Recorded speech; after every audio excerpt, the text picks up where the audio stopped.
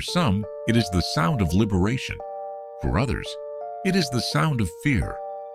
A sharp burst of automatic fire echoes through a frozen forest. Moments later, the same unmistakable rhythm cuts across a scorching desert. It reverberates through dense jungles, shattered cities, remote mountains, and crowded streets. Decades pass, governments rise and fall, borders are redrawn, yet one sound remains hauntingly familiar across the world: the crackling report of the AK-47. Few machines have left such a profound mark on human history. Since its introduction in the late 1940s, the AK-47 and its countless descendants have become the most widely produced family of firearms ever created. More than 100 million AK pattern rifles are estimated to have been manufactured, with versions produced in dozens of countries across nearly every continent.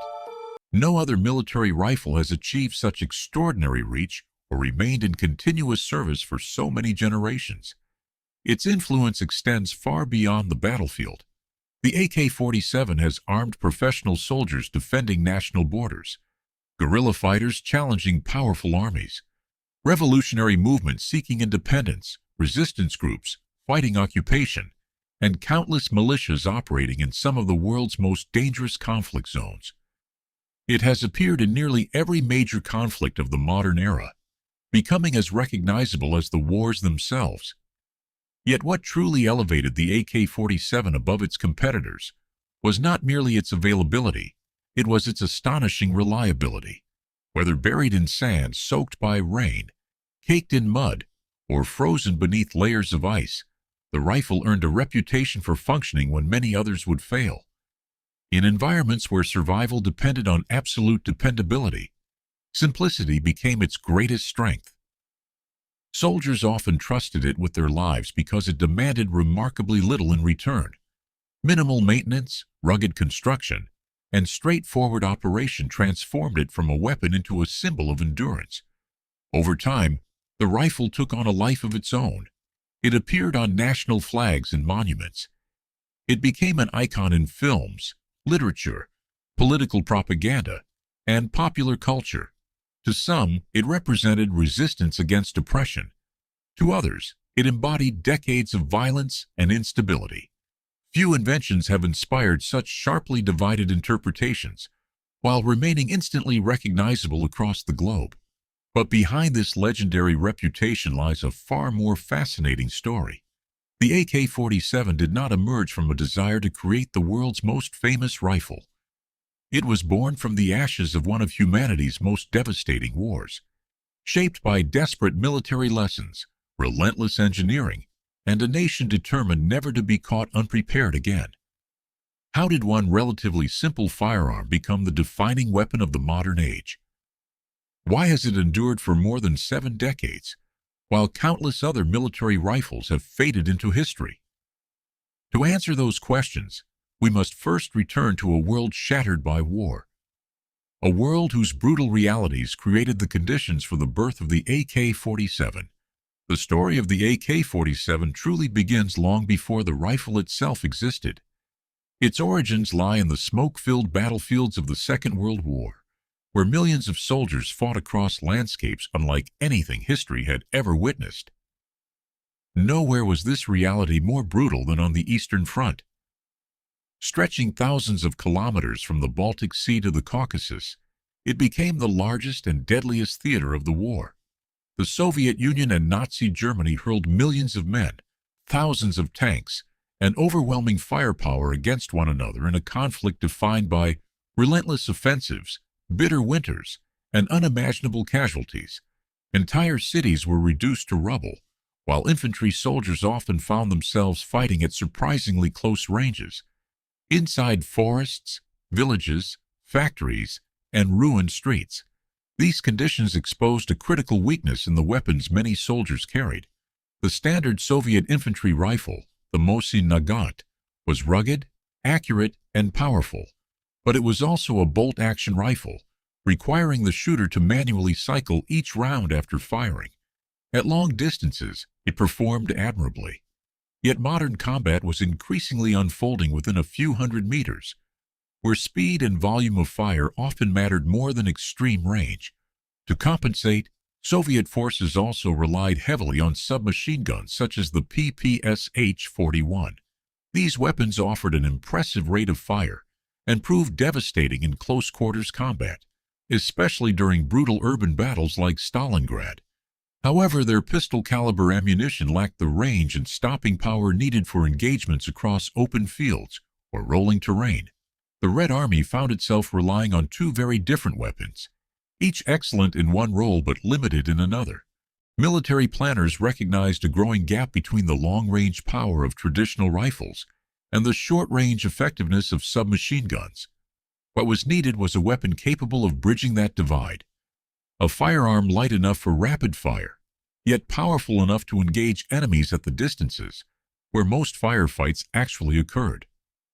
The Germans had reached a remarkably similar conclusion.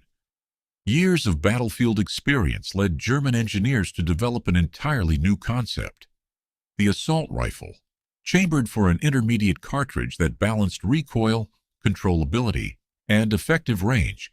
The Sturmgewehr 44 demonstrated that infantry could carry a selective fire weapon capable of both accurate semi-automatic fire and sustained automatic fire.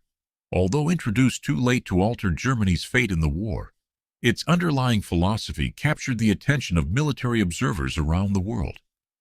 The Soviet Union studied these developments carefully. Soviet analysts examined battlefield reports, recovered enemy equipment, and countless combat experiences gathered throughout the war. Their conclusions were unmistakable. Future infantry weapons needed to prioritize mobility, reliability, controllable automatic fire, and effectiveness at the practical combat ranges most soldiers actually faced, not the extreme distances military doctrine had once emphasized. This realization also drove advances in ammunition. Soviet engineers began developing an intermediate cartridge that could provide greater power than a pistol round, while generating far less recoil than a full-sized rifle cartridge. Such ammunition would make a new class of infantry weapon not only possible, but practical. By the end of the war, the Soviet Union had emerged victorious, but victory came at an immense cost. Millions of lives had been lost, and every lesson learned on the battlefield was viewed as essential preparation for whatever conflict might come next. The Red Army was no longer searching for a better rifle. It was searching for an entirely new standard weapon that could define the future of infantry warfare. With those requirements now clearly established, the Soviet Union's search for that revolutionary firearm would soon lead to an unlikely young tank mechanic with an extraordinary idea. Among the Soviet Union's experienced weapons engineers stood an unlikely figure, a young tank mechanic with no formal engineering degree, no prestigious design bureau behind him, and little reason to believe he would one day create the world's most recognizable firearm. His name was Mikhail Timofeyevich Kalashnikov. Born in 1919 in the Altai region of Siberia, Kalashnikov grew up in a peasant family during one of the Soviet Union's most turbulent periods. His childhood was marked by hardship, political upheaval, and forced collectivization. Despite limited opportunities, he developed an early fascination with machinery. He enjoyed taking mechanical devices apart, understanding how they worked, and imagining how they could be improved. It was a curiosity that would shape the course of his life.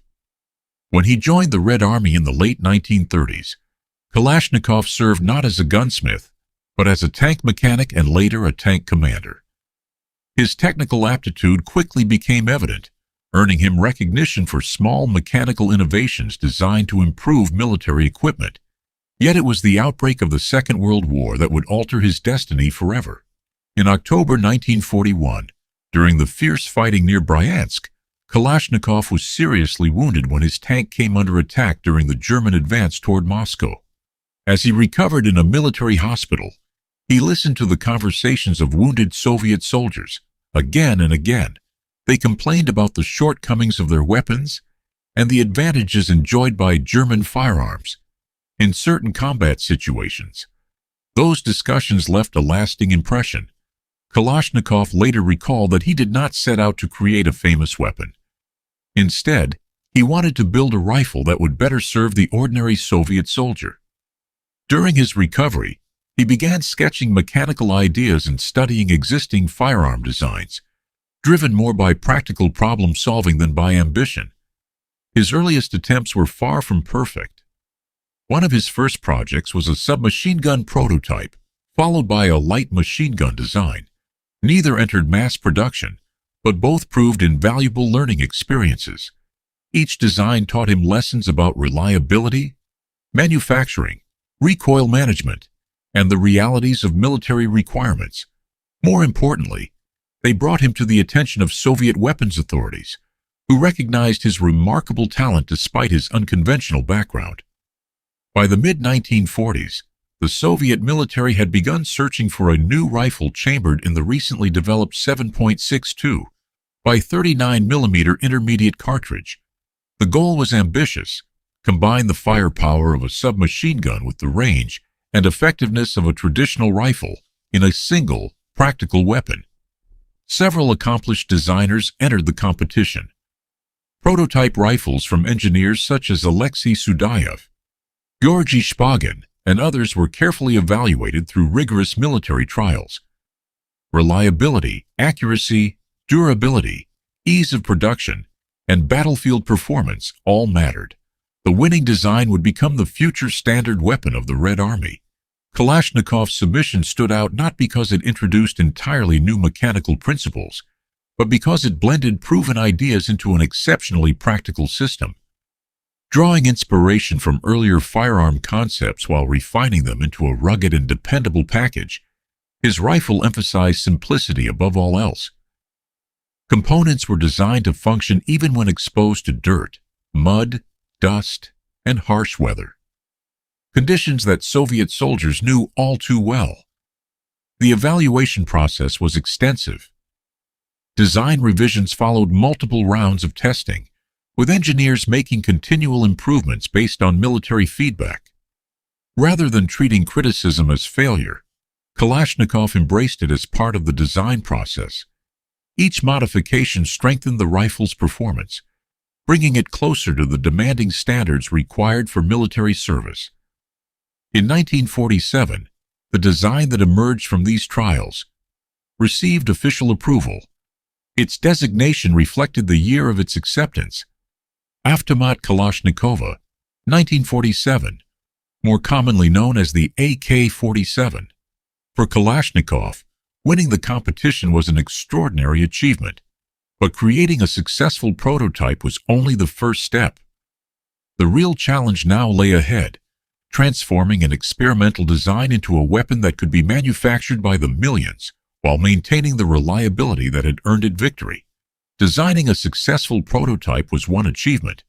Turning it into a rifle that could survive the realities of war and be produced on an enormous scale was an entirely different challenge.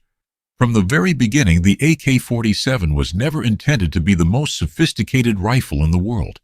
It was designed to be the rifle that would keep working when everything else failed.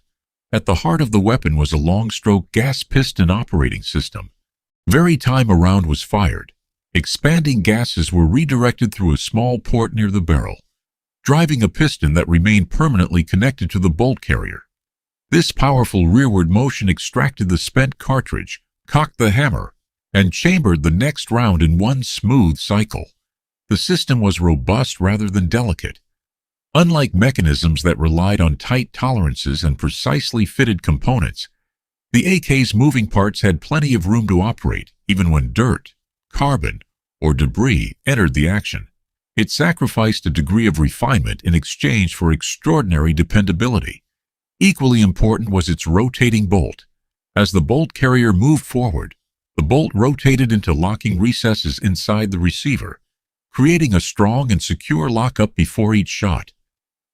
This design could safely withstand the pressure generated by the powerful 7.62 by 39 mm cartridge while remaining remarkably simple to manufacture and maintain. Perhaps the AK-47's greatest engineering philosophy was its acceptance of imperfection. Many Western firearms emphasize precision machining and close-fitting parts to maximize accuracy. Kalashnikov's design took a different approach. The AK intentionally employed relatively loose tolerances, allowing internal components to continue moving freely, even after prolonged exposure to dust, mud, sand, snow, or fouling from repeated firing. This engineering choice occasionally reduced ultimate mechanical accuracy when compared with more finely fitted rifles. Yet on the battlefield, where reliability often mattered more than pinpoint precision, it proved to be a decisive advantage. The rifle was also designed with the ordinary soldier in mind. Its controls were straightforward. Field stripping required no specialized tools, and the weapon could be disassembled within seconds. Even recruits with limited technical training could quickly learn to clean, maintain, and operate it under stressful combat conditions. Every unnecessary complication had been stripped away. However, engineering excellence alone could not guarantee success. The Soviet Union needed millions of rifles, and manufacturing them efficiently presented serious obstacles. Early plans called for stamped steel receivers, which were lighter, cheaper, and faster to produce than machined components. In theory, this would allow rapid mass production while conserving valuable resources. In practice, the technology available in the late 1940s proved insufficient. Soviet factories struggled to produce stamped receivers with the consistency and durability required for military service. Problems with welding techniques and dimensional accuracy forced engineers to make an important decision. Production temporarily shifted to receivers machined from solid blocks of steel. Although these milled receivers were heavier, more expensive, and slower to manufacture, they provided the strength and reliability needed while industrial processes continued to improve. As Soviet manufacturing capabilities advanced during the following decade, engineers successfully returned to stamped receiver construction. Improved production methods finally delivered the balance they had sought from the beginning: a rifle that was both durable and economical to manufacture in vast numbers. The weapon also earned a reputation that few military firearms could rival. Stories spread of AK-47s continuing to function after being dragged through mud, buried in sand, soaked in water, or exposed to freezing temperatures. While such accounts were sometimes exaggerated, extensive military testing consistently demonstrated the rifle's exceptional tolerance for harsh environments. Its reliability became one of its defining characteristics, inspiring confidence among soldiers who often depended upon it in life or death situations. Production expanded rapidly across Soviet factories, where standardization allowed interchangeable parts and efficient assembly. This manufacturing philosophy ensured that damaged rifles could be repaired quickly, and replacement components could be supplied with relative ease.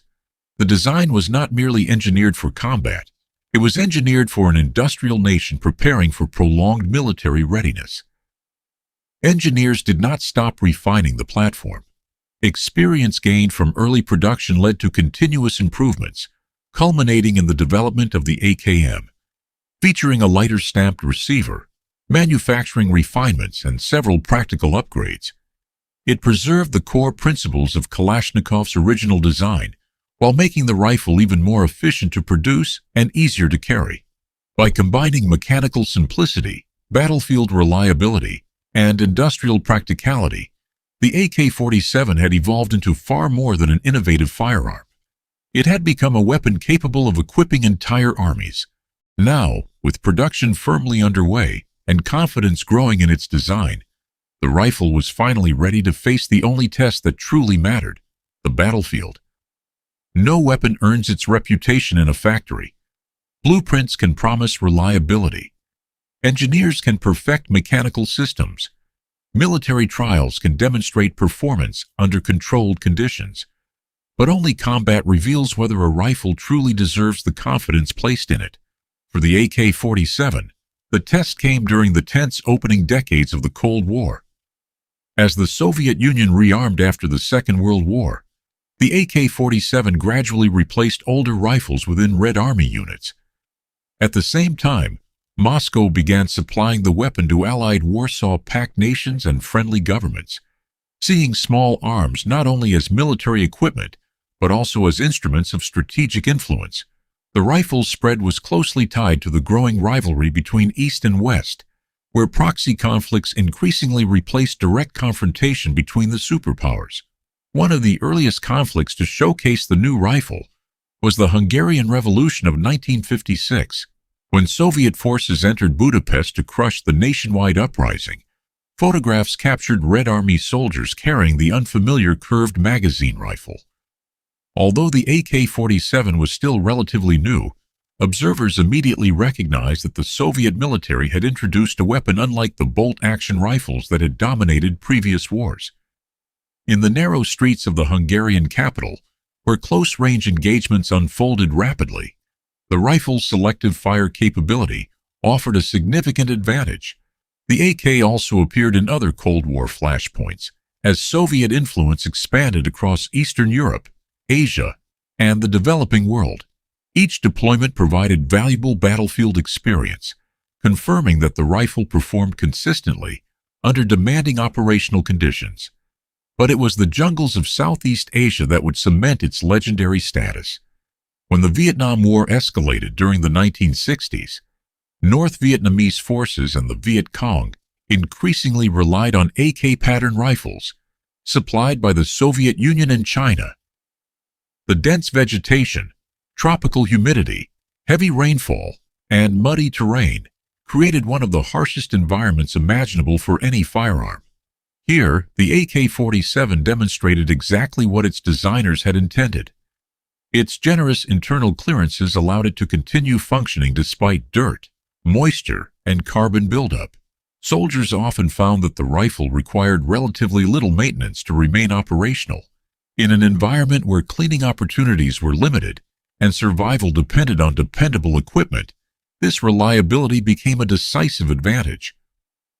Across the battlefield, American forces carried a very different weapon. The M16 represented a new generation of lightweight assault rifles, chambered for a smaller, high-velocity cartridge.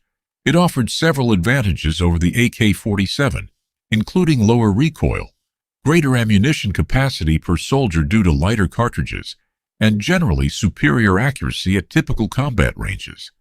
However, the rifle's early introduction was plagued by serious reliability problems.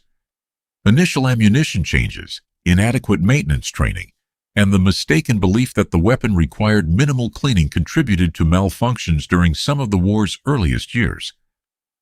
These issues created one of the most enduring comparisons in military history. The AK-47 became known for rugged dependability, while the M16 eventually evolved into a highly reliable and accurate rifle after design improvements and revised maintenance procedures addressed its early shortcomings. Both weapons proved effective, but they reflected different engineering philosophies. The AK prioritized simplicity and reliability above all else, while the M16 emphasized lighter weight, higher velocity, and precision. Combat also revealed that the AK-47 was not without limitations. Its 7.62 by 39 mm cartridge produced greater recoil than smaller caliber rifles, making prolonged automatic fire more difficult to control. The weapon's relatively simple sights and loose manufacturing tolerances generally resulted in less precision at longer distances. Its heavier ammunition also meant soldiers could carry fewer rounds compared to those armed with lighter cartridges. Yet these compromises were accepted because the rifle consistently delivered where it mattered most. Veterans from numerous conflicts described the AK as a weapon they trusted under extreme conditions.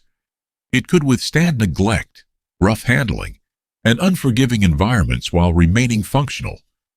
Stories of rifles continuing to fire after being dropped in mud, exposed to heavy rain, or subjected to prolonged use without meticulous maintenance spread rapidly among soldiers. While many battlefield anecdotes grew into legend over time, the rifle's exceptional reliability was repeatedly confirmed by military testing and first-hand experience. As its reputation grew, so did international demand. Governments seeking dependable service rifles turned toward the AK platform. Revolutionary movements viewed it as a practical and effective weapon. Allied nations received licensed production agreements, while other countries manufactured their own versions with Soviet assistance. The rifle's simple construction also made it attractive for mass production, allowing factories across multiple continents to build millions of examples. Within just a few decades, the AK-47 had accomplished something few military weapons ever achieve. It was no longer merely the standard rifle of the Soviet Army. It had become a trusted companion for soldiers in vastly different climates, conflicts, and political systems. Its performance under fire had transformed confidence into reputation, and reputation into global demand. Success on the battlefield was about to elevate the AK-47 from an effective military rifle into one of the most influential weapons the world had ever known. By the late 1960s, the AK-47 had become far more than a standard infantry rifle. It was now a strategic asset, a political instrument, and one of the Soviet Union's most influential exports. Wherever Cold War tensions erupted into conflict, the distinctive silhouette of the rifle was rarely far behind. Unlike many advanced weapons that remained tightly controlled, the Soviet Union viewed the AK platform as a means of strengthening allies and expanding its influence abroad. Military assistance packages frequently included rifles, ammunition, training, and manufacturing support. Arming friendly governments and partner forces was not simply an act of defense. It was a way of shaping the global balance of power, without direct confrontation between the superpowers. This strategy transformed the rifle into a global commodity. The Soviet Union granted licensed production rights to numerous allied nations, allowing factories outside its borders to manufacture their own versions of the weapon. Countries across Eastern Europe, including Poland, East Germany, Bulgaria, Romania, and Hungary, began producing AK-pattern rifles for their own armed forces.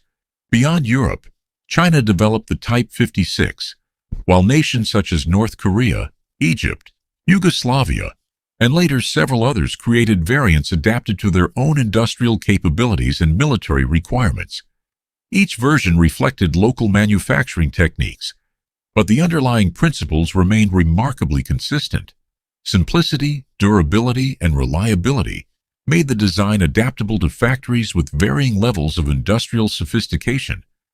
Nations that lacked the capacity to produce highly complex firearms could still manufacture effective AK pattern rifles in large numbers. As production expanded, so did the rifle's presence on battlefields around the world. Throughout the Cold War, direct war between the United States and the Soviet Union never occurred. Instead, the ideological struggle unfolded through proxy conflicts in Asia, Africa, the Middle East, and Latin America. In these wars, the AK-47 became one of the defining weapons of the era. It appeared during the Arab-Israeli conflicts, accompanied Soviet-backed forces in Afghanistan, armed soldiers in numerous African independence wars, and surfaced in conflicts stretching from Central America to Southern Africa. Whether carried by regular armies or irregular fighters, the rifle became a familiar feature of nearly every major Cold War battlefield. Its popularity extended far beyond state militaries. Revolutionary movements and guerrilla organizations found the AK particularly well suited to their needs. These groups often operated with limited logistics, minimal maintenance facilities, and harsh environmental conditions. The rifle's rugged construction, ease of operation, and relatively simple training requirements made it an ideal weapon for fighters who could not rely on sophisticated supply chains or extensive technical support. In many conflicts, a recruit with only basic instruction could quickly become proficient with the weapon. Spare parts were widely available, magazines were interchangeable across many variants, and ammunition was produced in enormous quantities. These practical advantages helped sustain armed movements over long campaigns, particularly in remote regions where reliability often outweighed precision. The widespread adoption of the AK platform also influenced military thinking itself. Infantry doctrine increasingly reflected the realities of automatic fire engagements at practical combat ranges. Rather than emphasizing carefully aimed volleys from long distances, many armies reorganized tactics around mobility, suppressive fire, and flexible maneuver. Assault rifles became the standard weapon for modern infantry, replacing the bolt-action rifles that had dominated the first half of the 20th century. While different nations developed their own designs, the success of the AK reinforced the growing acceptance of this new approach to warfare. Beyond the battlefield, the rifle acquired an extraordinary symbolic power. For some governments and liberation movements, the AK-47 represented resistance, independence, and national sovereignty. Its image appeared on revolutionary posters, military emblems, and political propaganda. Most famously, the outline of the rifle was incorporated into the national flag and coat of arms of Mozambique, where it symbolized the struggle for independence. Few manufactured objects have ever become so closely associated with political identity. To others, however, the same rifle came to symbolize prolonged conflict, insurgency, and the devastating human cost of modern warfare. Its presence in civil wars, coups, and regional conflicts gave it a reputation that extended far beyond its mechanical design. Admired by engineers for its practicality and by soldiers for its reliability, it was also feared for the role it played in decades of violence across the globe. By the closing years of the 20th century, the AK family had achieved a milestone unmatched by any other military firearm. Tens of millions had already entered service and continued licensed production. Foreign variants and unlicensed copies pushed total output beyond 100 million AK pattern rifles. No other firearm family had been manufactured on such an extraordinary scale, or served in so many different armies and conflicts. The AK-47 had become more than a Soviet invention. It had become a global phenomenon, influencing military doctrine, international politics, industrial production, and the very image of armed conflict itself. Yet even the world's most famous rifle could not remain untouched by the march of technology. As warfare evolved and military requirements changed, the AK platform would once again face the challenge of adaptation. Few military weapons remain at the forefront of warfare forever. As the decades passed, the battlefield continued to evolve. Advances in body armor, optics, communications, and infantry tactics forced armies around the world to rethink what they expected from a service rifle. The AK-47 had already earned its place in history, but history alone could not guarantee its future. The first major challenge came from changing ideas about ammunition. Combat studies conducted by several militaries suggested that most firefights occurred at relatively short to medium ranges, where controllability and the ability to carry more ammunition could be just as important as raw stopping power. Smaller caliber, high-velocity cartridges produced less recoil, allowing soldiers to fire more accurately in rapid succession while reducing the overall weight of their equipment. The Soviet Union carefully observed these developments. By the early 1970s, Soviet engineers had developed a new intermediate cartridge, the 5.45 by 39 mm round. Lighter and faster than the traditional 7.62 by 39 mm cartridge, it offered flatter trajectories, reduced recoil, and improved controllability during automatic fire. To fire this new ammunition, the Soviet military introduced the AK-74, a rifle that retained the proven operating principles of the AK-47 while incorporating significant refinements. Although its external appearance remained familiar, the AK-74 represented an important step forward. A redesigned muzzle brake helped reduce recoil and muzzle climb, making automatic fire easier to control. The lighter ammunition also allowed soldiers to carry more rounds without increasing their overall load, a practical advantage for modern infantry operations. Yet the AK platform was no longer competing only with its own earlier versions. Across the Cold War divide, Western manufacturers continued refining assault rifles such as the M16 and its successors. Improvements in manufacturing, materials, and ergonomics produced weapons that emphasized modularity, precision, and adaptability. Optical sights, accessory rails, adjustable stocks, and specialized attachments gradually became standard features rather than optional upgrades. Modern soldiers increasingly required rifles capable of accepting night vision devices, laser aiming systems, tactical lights, suppressors, and advanced optics. These accessories expanded the rifle's role beyond simply firing ammunition, transforming it into a flexible combat platform suited to a wide range of missions. For a design originally conceived in the 1940s, this presented a significant challenge. Rather than abandoning the Kalashnikov system, engineers chose to modernize it. Russia introduced successive generations of improved rifles, including the AK-47M and later members of the AK-100 and AK-200 series. These variants featured stronger synthetic materials, folding stocks, improved corrosion resistance, mounting systems for modern optics, and compatibility with contemporary battlefield accessories, all while preserving the long-stroke gas piston system and rotating bolt that had made the original design famous. Innovation was not limited to Russia. Licensed manufacturers and independent producers across Europe, Asia, the Middle East, and other regions continued developing their own AK pattern rifles. Some focused on military contracts, while others produced modern sporting rifles for civilian ownership where permitted by national laws. New manufacturing techniques, improved machining, and updated materials kept the platform commercially viable decades after its original introduction. Despite these advancements, older AK-47 and AKM rifles refused to disappear. For many countries, replacing millions of functioning rifles represented an enormous financial burden. Existing weapons remained reliable, spare parts were abundant, and soldiers were already thoroughly familiar with their operation.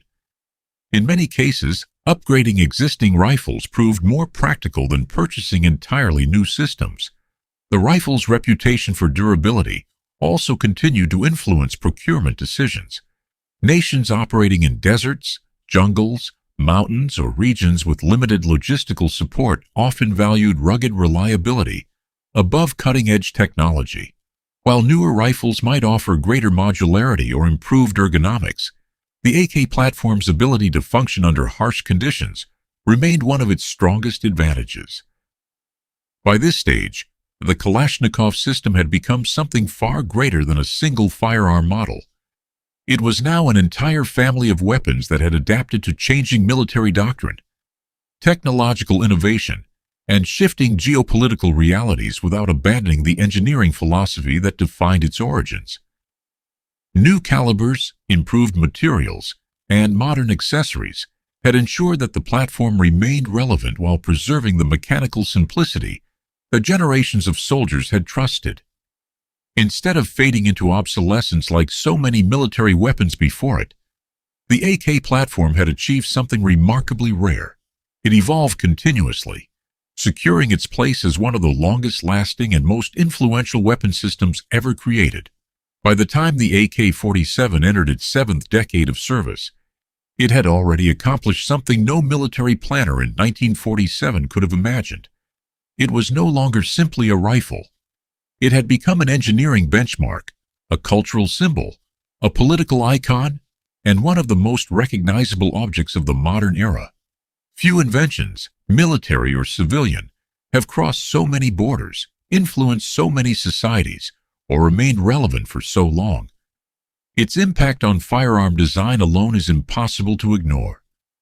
Although countless nations developed their own assault rifles during the second half of the 20th century, many adopted principles that the AK had proven in combat. Designers around the world increasingly prioritized reliability, simplicity of maintenance, ease of mass production, and effectiveness under harsh conditions. Even rifles that looked completely different often reflected lessons first validated by Kalashnikov's design philosophy. A service weapon must function consistently in the hands of ordinary soldiers, not only under ideal testing conditions. The AK demonstrated that engineering success is not always measured by complexity. Its genius lay in balancing durability, manufacturability, and battlefield practicality.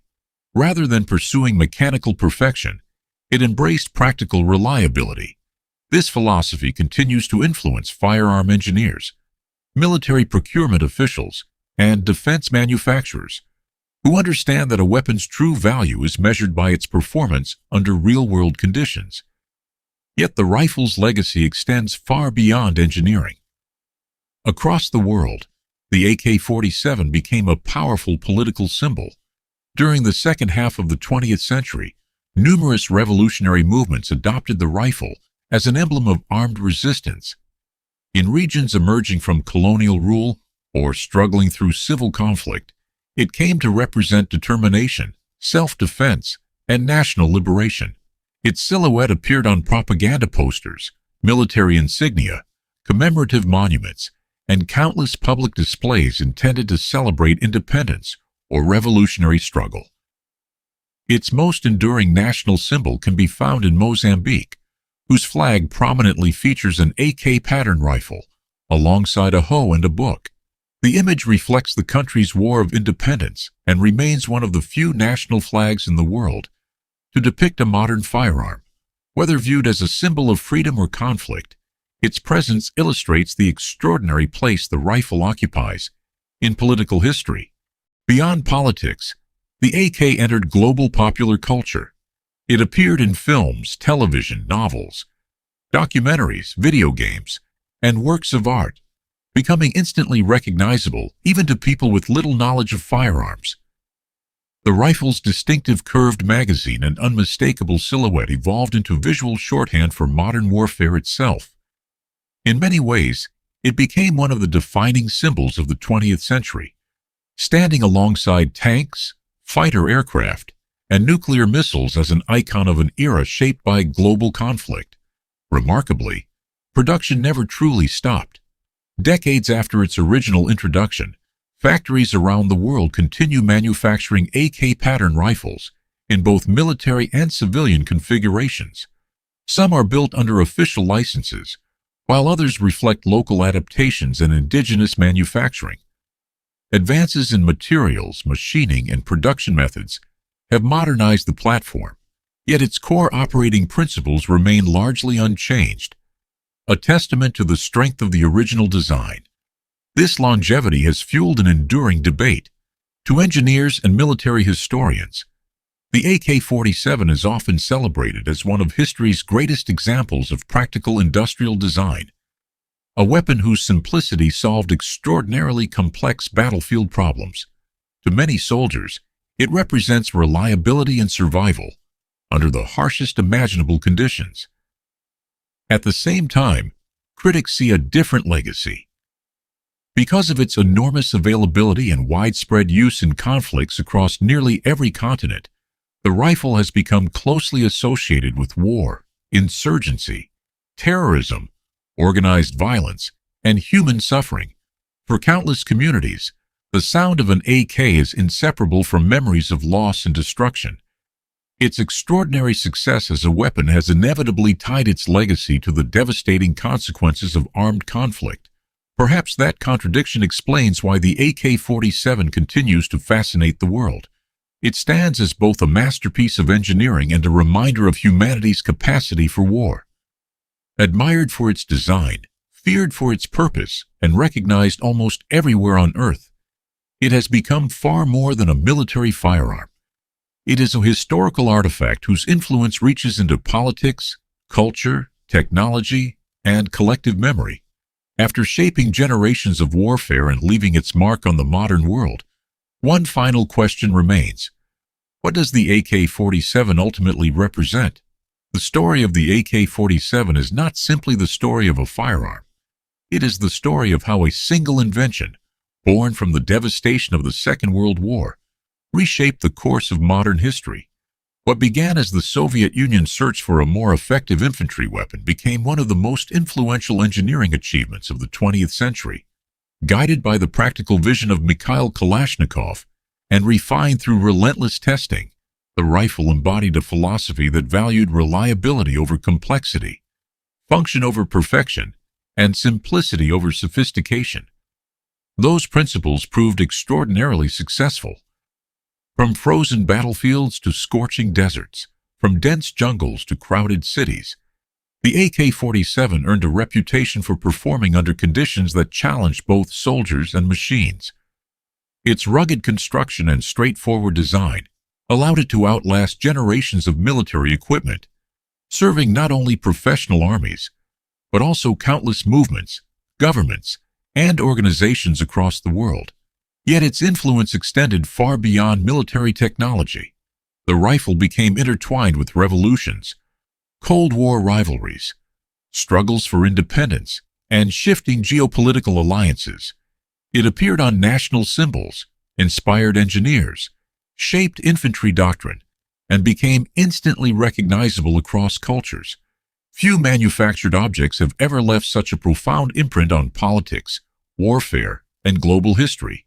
Perhaps the greatest irony of the AK-47 lies in its remarkable simplicity.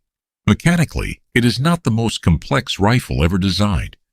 It does not rely on intricate systems or revolutionary materials. Instead, its enduring success came from solving a difficult problem with elegant practicality. By focusing on durability, ease of use, and dependable performance, its designers created a weapon capable of remaining relevant for more than 7 decades, in an era defined by constant technological change. Even in the 21st century, the Kalashnikov platform continues to evolve. Modern variants equipped with advanced optics, improved materials, and modular components still retain the same operating principles that first emerged in the late 1940s. That continuity speaks not only to the strength of the original design, but also to its remarkable adaptability.